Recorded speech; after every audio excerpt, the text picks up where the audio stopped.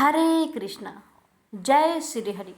प्यारे भक्तों, आज के इस वीडियो में आप सभी रसपान करेंगे चैत्र महीने के शुक्ला पक्ष में पड़ने वाली कामदा एकादशी की व्रत कथा।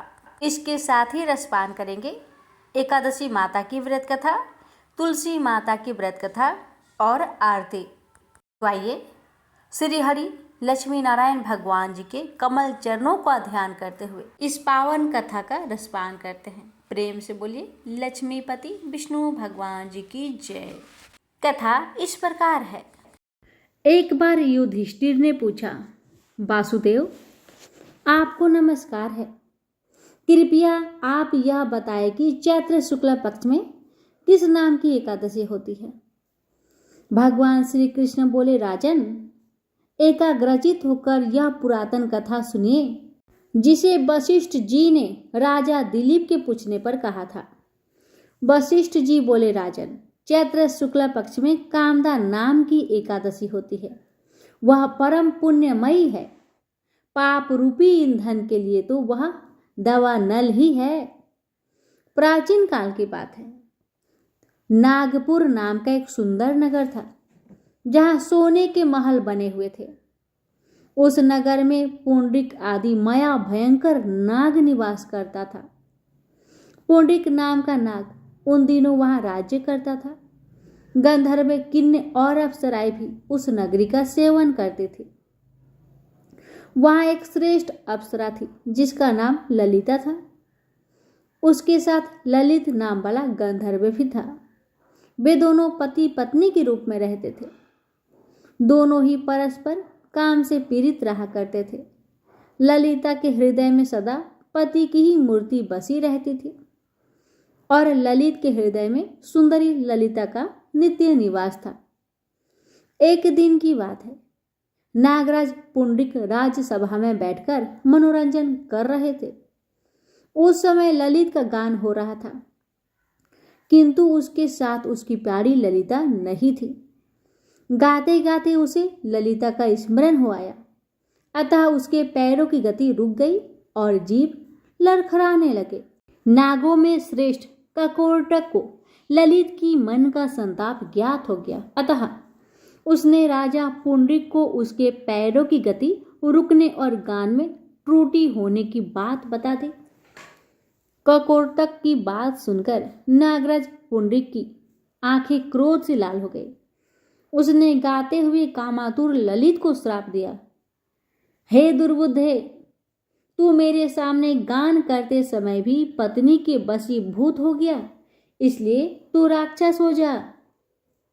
महाराज पुंडरीक के इतना कहते ही वह गंधर्व राक्षस हो गया। भयंकर मुख, विकराल आंखें और देखने मात्र से भय उपाजने वाला रूप, ऐसा राक्षस होकर वह कर्म का फल भोगने लगा। ललिता अपने पति की विकराल आकृति देख मन ही मन बहुत चिंतित हुई। भारी दुख से वह कष्ट पाने लगी।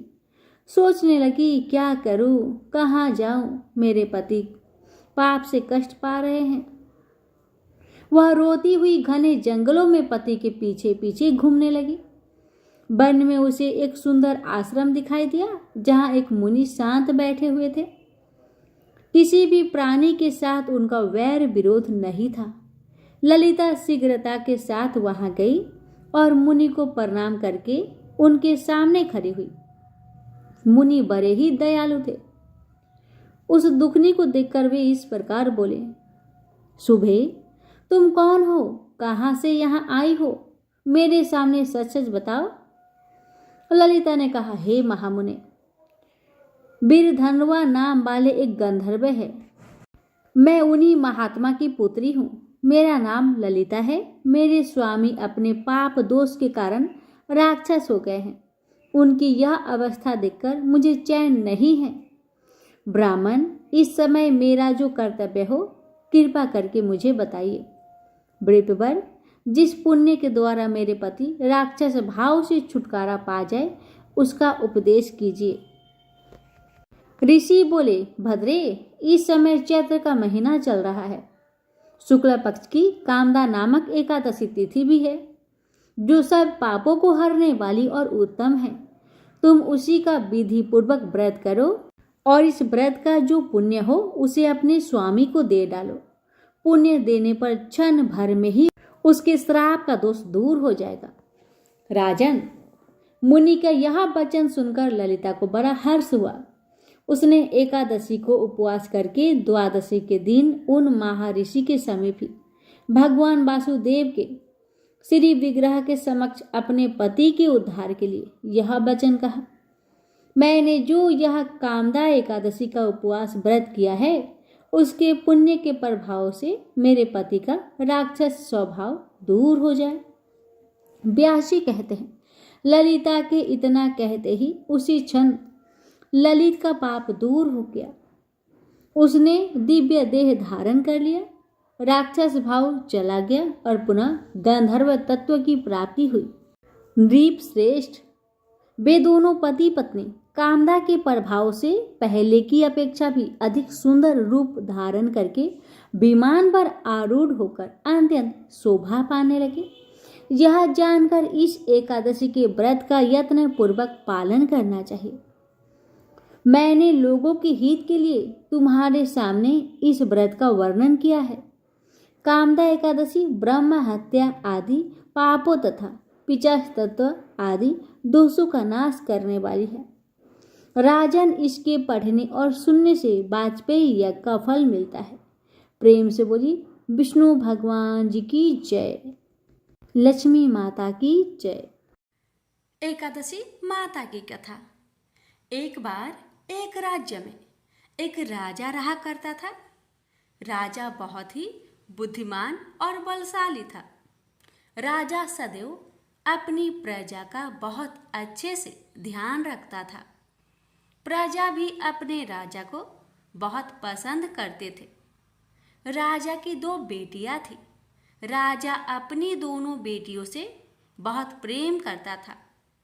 राजा की छोटी बेटी देखने में बहुत सुंदर और आकर्षण थी और राजा की बड़ी छोटी बेटी के मुकाबले थोड़ा कम सुंदर थी। राजा की छोटी बेटी 11 माता की पूजा किया करती थी और सभी लोग राजा की छोटी बेटी से बहुत प्रेम करते थे और बहुत प्रशंसा किया करते थे। राजा भी अपनी छोटी बेटी को बड़ी बेटी से अधिक प्रेम करता था, जिस कारण राजा की बड़ी बेटी को अपनी छोटी बहन से बहुत नफरत होने लगी थी। राजा की दोनों बेटियां जब बड़ी हो गई तब एक पड़ोस राज्य में रहने वाला राजकुमार राजा की बड़ी बेटी के लिए रिश्ता लेकर आया। लेकिन जैसे ही उस राजकुमार की नज़र राजा की छोटी बेटी पर पड़ी तो वह राजकुमार राजा की छोटी बेटी पर आकर्षक हो गया और उससे पहली नज़र में ही प्रेम कर बैठा। उस राजकुमार ने राजा की बड़ी बेटी के साथ विवाह करने से मना कर दिया और उसने राजा से कहा कि मैं आपकी छोटी बेटी से विवाह करना चाहता हूँ। जिसके बाद राजा की बड़ी बेटी यह देखकर अपनी छोटी बहन से बहुत क्रोधित हो गई और राजा की बड़ी बेटी ने अपनी छोटी बहन को अपना सबसे बड़ा दुश्मन मान लिया। राजा की बड़ी बेटी ने अपनी छोटी बहन से बदला लेने का निर्णय लिया, जिसके लिए उसने अपनी छोटी बहन को जान से मारने का प्लान बनाया। राजा की बड़ी बेटी ने अपनी छोटी बहन को मारने के लिए सबसे पहले एक लड्डू में जहर मिलाकर अपनी छोटी बहन को दे दिया और उसको लड्डू खाने के लिए कहा। लेकिन लड्डू खाने के बाद भी छोटी बहन को कुछ नहीं हुआ। बड़ी बहन यह देखकर बहुत आश्चर्यचकित हो गई, लेकिन बड़ी बहन ने हार नहीं मानी और उसने जब रात में छोटी बहन अपने कमरे में सो रही थी तब एक मटके में सांप रखकर उस कमरे में छोड़ दिया। लेकिन सांप भी छोटी बहन का कुछ नहीं कर पाया, जिसके बाद बड़ी बहन ने अपनी छोटी बहन से कहा कि चलो हम लोग कुएं में से पानी भरकर लाते हैं। जिसके लिए वह अपनी छोटी बहन को पानी भरने के बहाने कुएं के पास ले गई और उसने अपनी छोटी बहन को कुएं में धक्का दे दिया। लेकिन छोटी बहन को तब भी कुछ नहीं हुआ, क्योंकि हर बार 11 माता उसकी रक्षा कर रही थी और उधर बड़ी बहन अपने सारे प्रयासों के बाद असफल हो रही थी, जिससे वह बहुत क्रोधित होती जा रही थी। फिर उसने अपनी छोटी बहन के पास जाकर उससे खुद ही पूछा कि मेरी छोटी बहन, तुमको पता है भगवान ने सबकी मृत्यु एक निश्चित समय पर लिखी हुई है और कैसे तुम्हारी मृत्यु होगी, क्या यह तुम जानती हो? तब छोटी बहन ने अपनी बड़ी बहन को बताया कि हाँ, मैं तो जानती हूँ मेरी मृत्यु कैसे होगी। छोटी बहन से यह सुनकर बड़ी बहन मन ही मन बहुत प्रसन्न होने लगी और उसने अपनी छोटी बहन से कहा कि तो मुझे अपनी मृत्यु का राज बताओ। छोटी बहन ने अपनी बड़ी बहन से कहा कि मेरी मृत्यु तो एक तोते में है, जो तोते के गले में एक हार है, उससे मेरी मृत्यु होगी। जब कोई भी व्यक्ति तोते को मारकर वह हार अपने गले में पहनेगा तो मैं मूर्छित हो जाऊंगी, और जैसे ही उस हार को अपने गले से उतारेगा तो मैं वापस से जीवित हो जाऊंगी।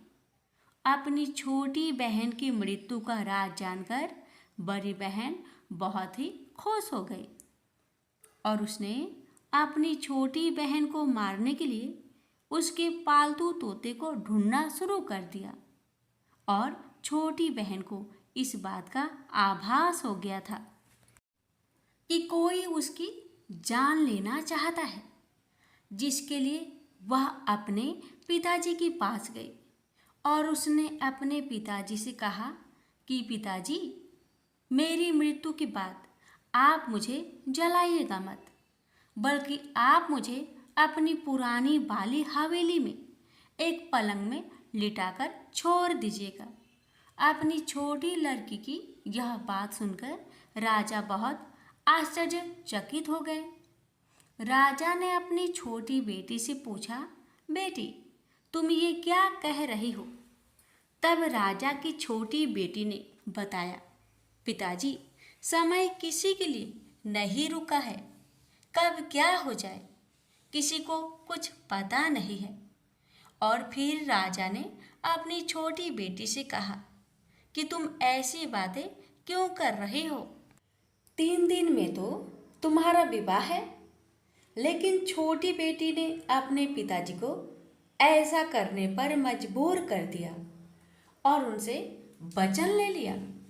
राजा ने भी अपनी छोटी बेटी की बात स्वीकार कर ली और 2-3 दिनों के बाद जब शादी का समय आया तब राजकुमार बारात लेकर राजा के घर आया और राजकुमार और राजा की छोटी बेटी का विवाह शुरू हो गया।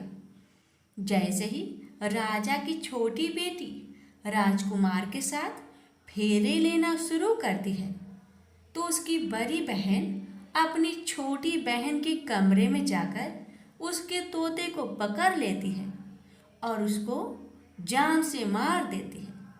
तोते के गले में जो हार था उसको अपने गले में धारण कर लेती है। जैसे ही बड़ी बहन उस हार को अपने गले में धारण करती है तो उधर छोटी बहन 3.5 फेरे ही ले पाती है और वहीं पर बेहोश होकर गिर जाती है। जिसके बाद राजा ने बड़े बड़े दर्द हकीमों को बुलाया और अपनी छोटी बेटी का इलाज करने के लिए कहा। राजा की बात सुनकर वैद्य ने छोटी बेटी को जब चेक किया तो राजा को बताया कि आपकी छोटी बेटी ना तो जीवित है और ना ही मरी हुई है। यह मैं ऐसा पहली बार देख रहा हूँ। राजा ने वैद्य और हकीम को यह बात बाहर बताने से मना कर दिया और उनको कहा कि अगर तुमने यह बात किसी को बाहर बताई तो हम तुम्हें फांसी दे देंगे। राजा ने अपनी छोटी बेटी को पुराने महल में ले जाकर एक पलंग में लिटा दिया और वहां पर कुछ सैनिक को तैनात कर दिया। वापस अपने महल पर आ गया। राजा की बड़ी बेटी अपने पिताजी के पास आई और कहने लगी कि पिताजी, अगर यह शादी संपन्न नहीं हुई तो आपकी इज्जत का क्या होगा? आप कहे तो आपकी इज्जत बचाने के लिए राजकुमार से शादी करने के लिए तैयार हूँ। जिसके बाद राजा ने अपनी बड़ी बेटी की बात मान ली और राजा ने बड़ी बेटी को छोटी बेटी की कपड़े पहनाकर मंडप पर भेज दिया। लेकिन राजकुमार यह जान गया कि यह राजा की छोटी बेटी नहीं बल्कि यह राजा की बड़ी बेटी है। लेकिन जब राजकुमार ने शादी करने से मना किया तो सभी लोगों ने राजकुमार को विवश करके राजा की बड़ी बेटी से बचे हुए फेरे को संपन्न करा दिया और विवाह करवा दिया।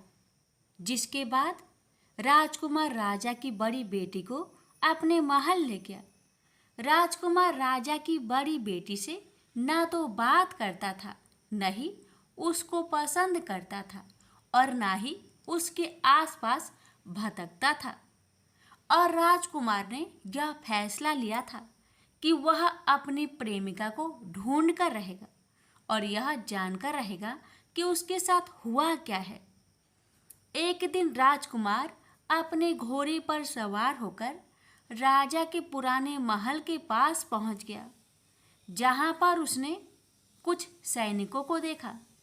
महल के पास पहुंचकर राजकुमार ने जब महल को ध्यान से देखा तो वह समझ गया कि यह तो हमारे ससुर जी का महल है। तब राजकुमार ने सैनिकों से पूछा, तुम लोग यहाँ क्या कर रहे हो और इस महल के अंदर उस पलंग में कौन लेटा है? जिसके बाद सैनिकों ने बताया कि जहाँ पर राजा की छोटी बेटी लेटी है। यह सुनकर राजकुमार बहुत प्रसन्न हो गया और वह तुरंत अपनी प्रेमिका के पास पहुंच गया और उसकी सेवा करने लगा। जैसे ही रात हुई तो राजा की छोटी बेटी उठकर खड़ी हो गई। राजकुमार यह देखकर बहुत खुश हो गया और उसने अपनी प्रेमिका से पूछा कि तुम यहाँ क्या कर रही हो? तुम मेरे साथ मेरे घर चलो।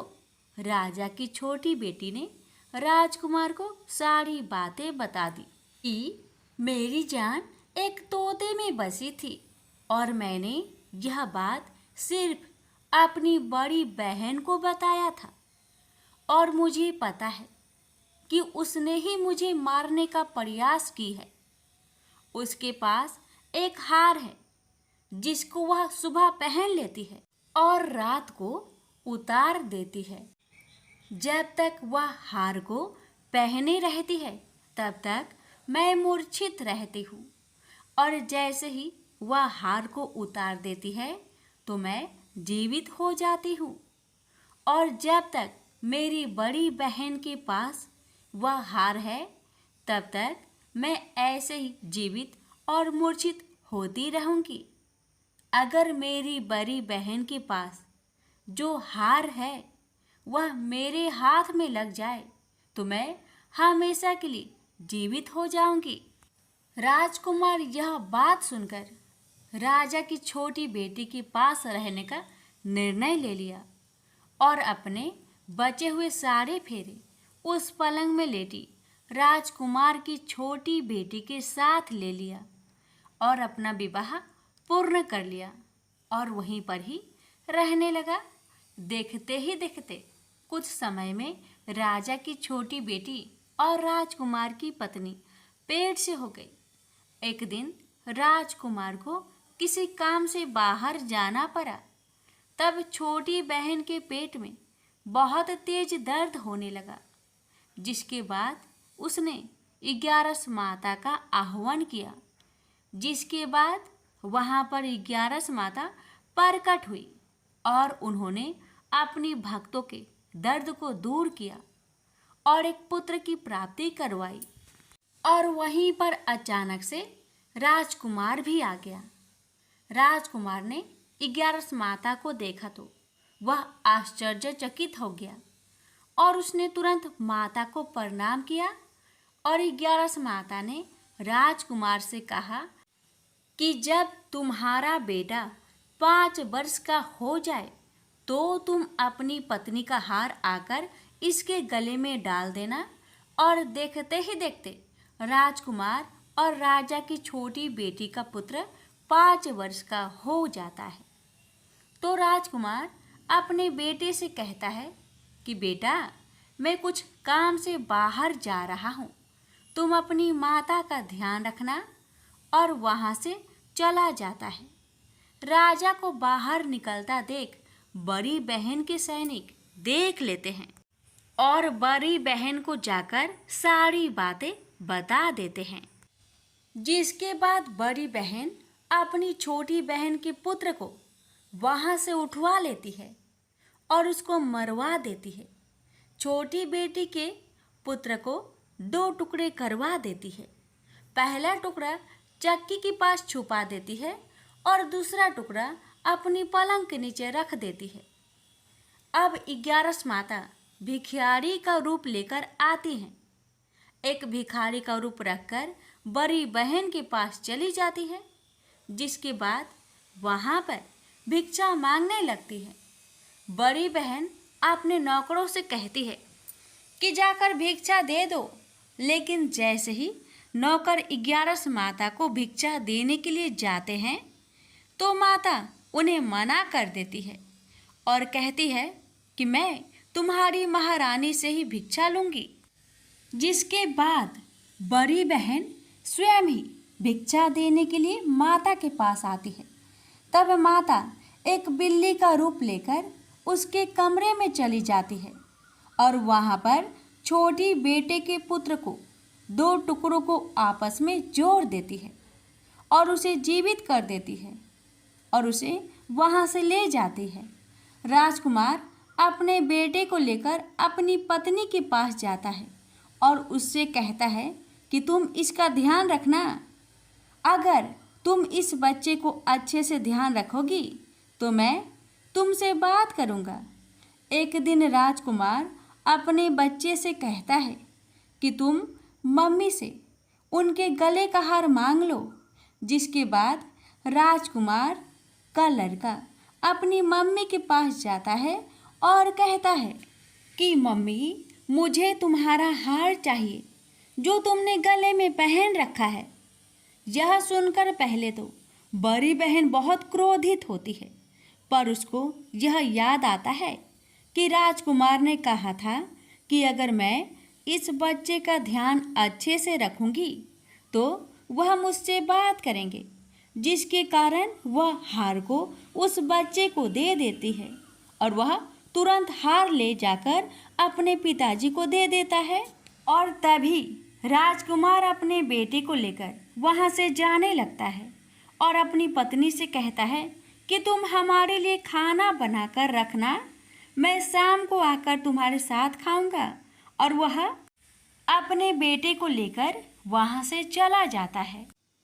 जिसके बाद वह राजा के पास जाता है और उसको सारी बातें बता देता है।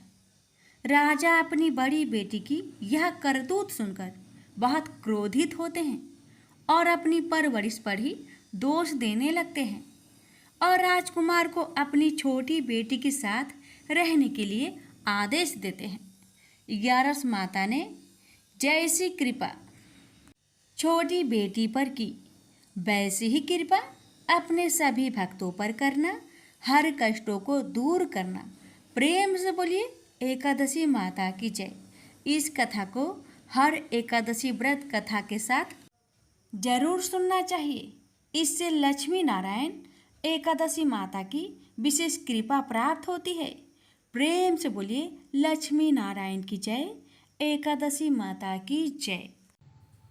एक बार माता लक्ष्मी भगवान विष्णु से पूछती है हे स्वामी, तुलसी के पास दीपक जलाने का क्या महत्व है और रोज शाम को तुलसी के पास दिया क्यों जलाया जाता है?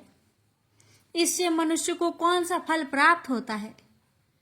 तुलसी के पास दीपक जलाने की विधि क्या है तथा दीपक जलाते समय कौन से मंत्र का उच्चारण करना चाहिए? कृपया आप मुझे विस्तार से बतलाइए।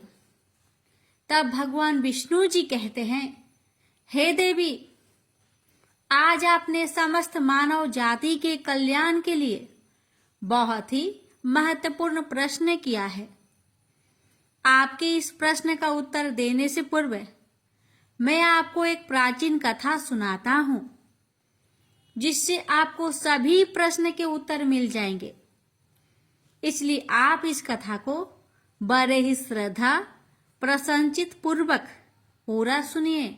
इस कथा को ध्यान से पूरा सुनने मात्र से ही मनुष्य को, भक्तों को 100 वर्षों तक तुलसी के पास दीपक जलाने का पुण्य प्राप्त हो जाता है।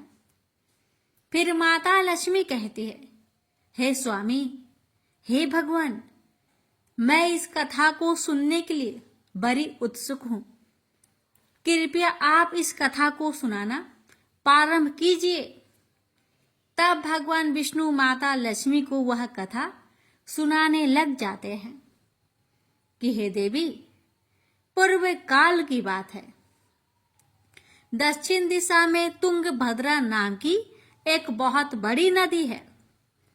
इस नदी के किनारे पर हरिहरपुर नाम का एक अत्यंत सुंदर नगर बसा हुआ था। उसी नगर में काशी नाम के एक ब्राह्मण निवास करते थे। वे अत्यंत गुणवान, चरित्रवान, धर्म कार्य करने वाले तथा वेदों के मार्ग पर चलने वाले थे। उन्होंने समस्त शास्त्र का अध्ययन किया हुआ था। उस ब्राह्मण की एक पत्नी थी, जिसे लोग दुराचार कहकर पुकारते थे, क्योंकि उसके कर्म ही उसके नाम के अनुसार थे। वह सदैव ही अपने पति को अपमानित करती थी।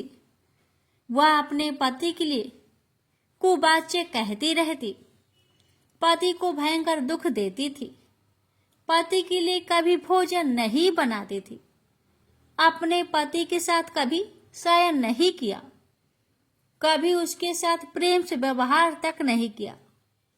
पति के मित्र, परिवार के लोग घर पर आते तो वह स्त्री उनको अपमानित करके घर से भगा देती थी और स्वयं काम भाव से उन्मत्त होकर निरंतर अन्य वैभवचारिणी स्त्रियों के साथ घूमा करती थी।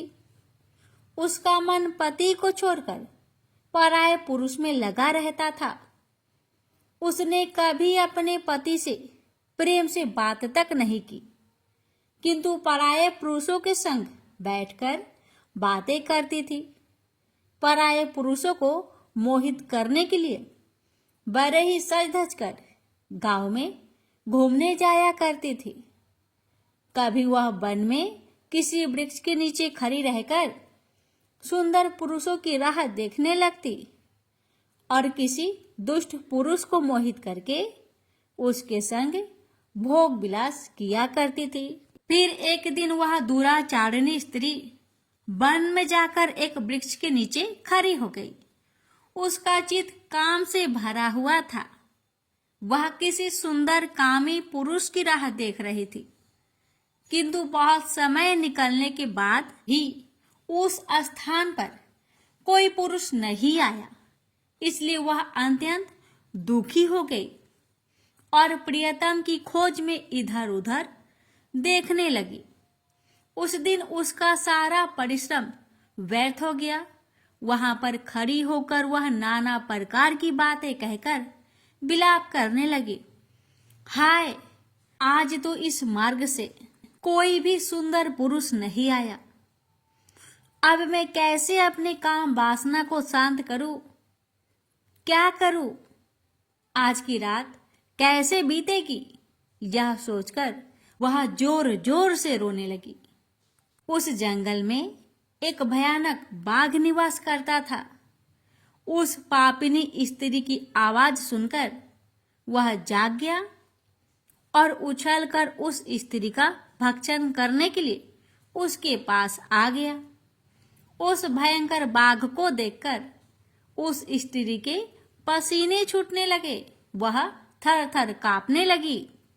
वह स्त्री कुछ करती इतने में ही उस बाघ ने अपने पंजे से उसे घायल कर दिया और वह स्त्री जमीन पर गिर पड़ी।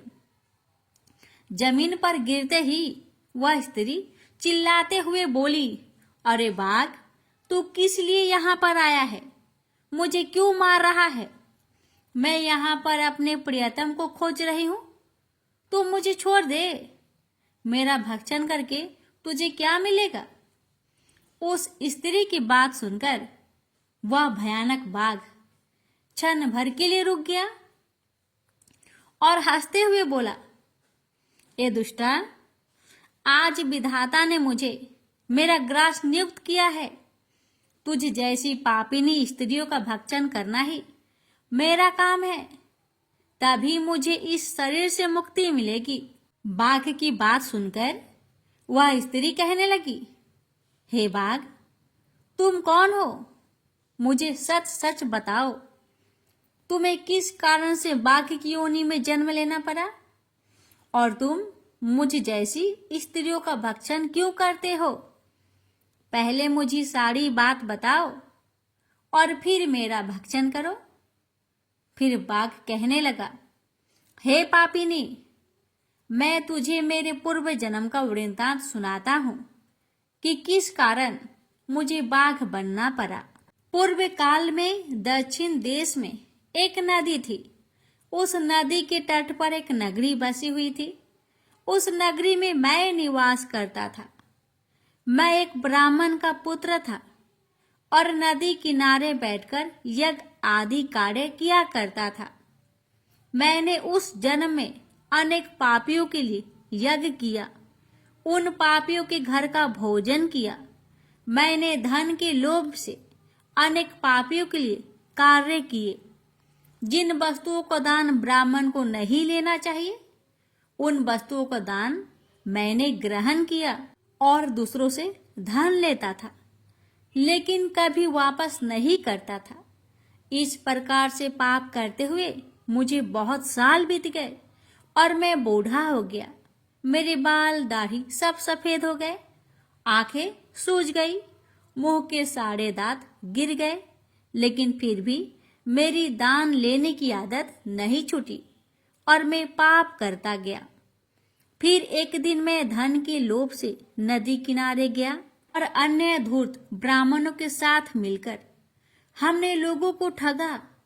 झूठे मंत्र का कथन बोलकर हमने बिना विधि विधान से किए ही देवी देवताओं का पूजन किया और बहुत सारा धन दान में ले लिया।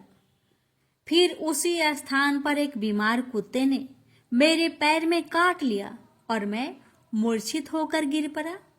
उसी क्षण मेरे प्राण भी चले गए।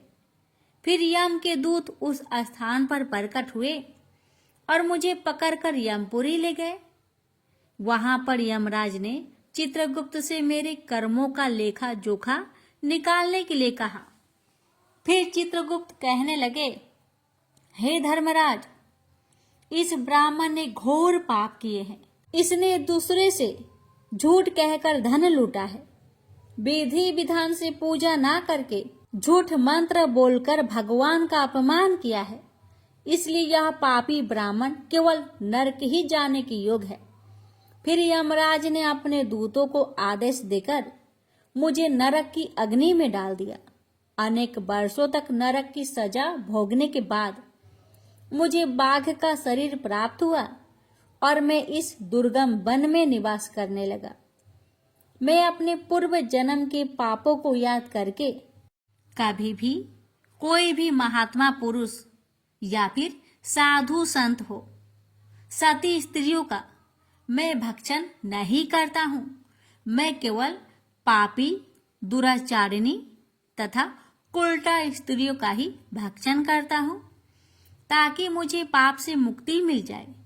इस प्रकार से उस बाघ ने अपने पूर्व जन्म का पूरा कथा उस पापिनी को सुना दिया और फिर उस स्त्री से कहने लगा, हे पापिनी, तेरे आचरण से तू उल्टा दिखाई पड़ती है। अपने पति को छोड़कर तू इस वन में अन्य पुरुष के साथ भोग विलास करने आई है, इसलिए आज तो तू मेरा ग्रास अवश्य बनेगी। इतना कहकर उस बाघ ने अपने तीक्ष्ण नाखून से उस पापिनी स्त्री के टुकड़े टुकड़े करके उसे खा लिया। फिर उस स्थान पर यम के दूत प्रकट हुए और उस पापिनी स्त्री को उठाकर यमपुरी ले गए। वहां पर उसे यमराज के सामने खड़ा किया गया।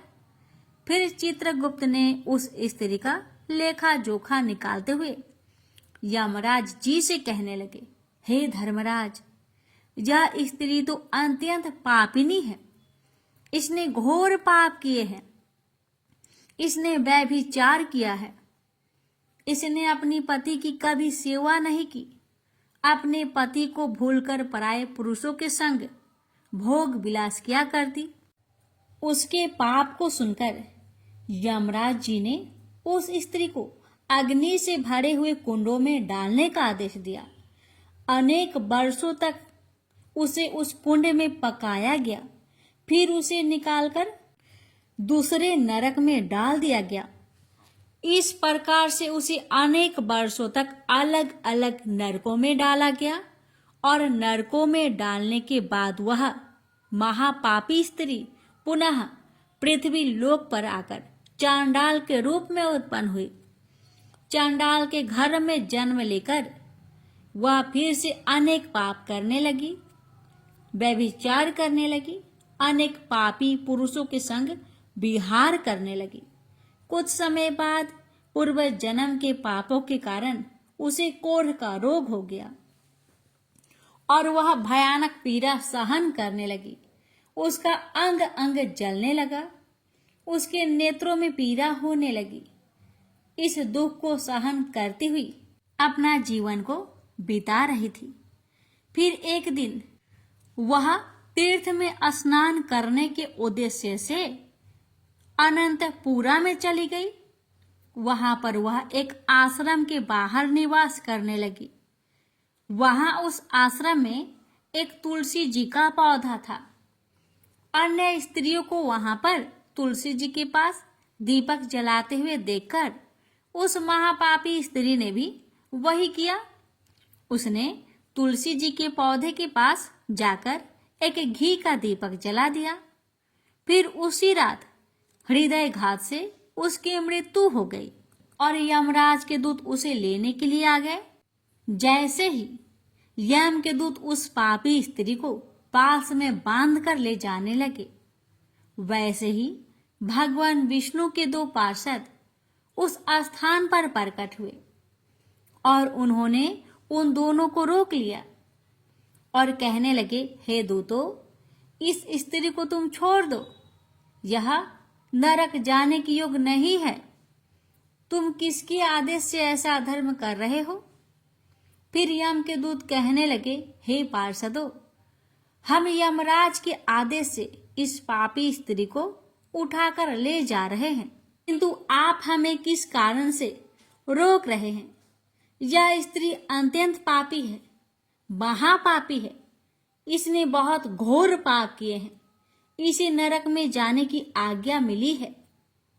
फिर पार्षद कहने लगे, हे दूतों, यह स्त्री तो विष्णु भगवान की भक्त है। यह नरक जाने की योग्य नहीं है। इसने शाम के समय तुलसी जी के पास दीपक जलाया है। इसी कारण से इसके समस्त पाप नष्ट हो गए हैं। इसलिए अब यह नरक जाने की योग्य नहीं है। यह स्वर्ग जाने की अधिकारी बन चुकी है। पार्षदों की बात सुनकर यमदूतों ने उस स्त्री को उस स्थान पर छोड़ दिया और यमलोक लौट गए।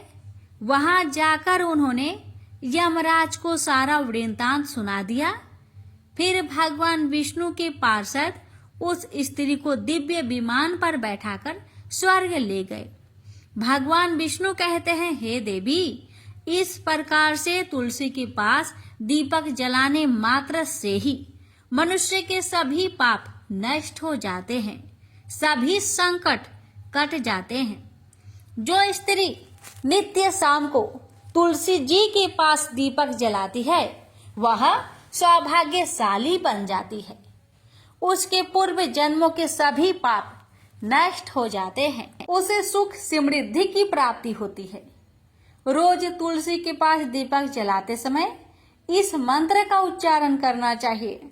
ओम तुलसी देवे च विद्महे विष्णुप्रियाय च धीमहि तन्नो बृंदा प्रचोदया। इसका अर्थ है, विष्णुप्रिया तुलसी, मैं आपको नमन करती हूँ, आप मुझे उच्च बुद्धि दीजिए। हे वृंदा, आप मेरे मन को रोशन करें। भगवान विष्णु कहते हैं, हे देवी, हजारों अमृत के घरों से नहलाने पर भी श्री हरि विष्णु को उतनी तृप्ति नहीं होती जितनी कि वे मनुष्य के द्वारा तुलसी का एक पत्ता चढ़ाने से प्राप्त करते हैं। 10,000 गौदान से मानव को जो फल प्राप्त करता है वही फल तुलसी पत्र के दान से पा लेता है। जो मृत्यु के समय अपने मुख में तुलसी पत्र का जल पा जाता है वह संपूर्ण पापों से मुक्त होकर भगवान श्री हरि विष्णु के धाम को जाता है। हिंदू धर्म में तुलसी के पौधे का महत्व सबसे अधिक है। इसकी सबसे पहले पूजा भगवान विष्णु ने की थी। भगवान विष्णु कहते हैं, जिस प्रकार से देवी लक्ष्मी से बैकुंठ को ऐश्वर्य प्राप्त है उसी प्रकार से बैकुंठ में तुलसी के कारण ही पवित्रता प्राप्त है। पृथ्वी लोक पर जिस स्थान पर भी तुलसी का पौधा होगा उस स्थान पर कभी बुराई का वास नहीं होगा। ऐसा स्थान सबसे अधिक पवित्र होगा। इसी कारण से हमें हमारे घर में तुलसी का पौधा अवश्य लगाना चाहिए। इस प्रकार से भगवान विष्णु ने तुलसी के पास दिया जलाने का महत्व महिमा बताए। अगर कथा अच्छी लगे तो कमेंट बॉक्स में तुलसी महारानी की जय अवश्य लिखें और इस वीडियो को एक शेयर अवश्य करें। भगवान विष्णु आप सभी भक्तों की हर मनोकामना को पूर्ण करें। प्रेम से बोलिए जय श्री हरि। आप श्रवण करें जगदीश जी की आरती। ओम जय जगदीश हरे, स्वामी जय जगदीश हरे, भक्त जनों के संकट क्षण में दूर करे। ओम जय जगदीश हरे, जो ध्यावे फल पावे, दुख बिन से मन का, स्वामी दुख बिन से मन का, सुख संपत्ति घर आवे, कष्ट मिटे तन का। ओम जय जगदीश हरे, मात पिता तुम मेरे, शरण कहूँ किसी की, स्वामी शरण कहूँ किसी की, तुम्हें बिनु और न दूजा, आस करो जिसकी।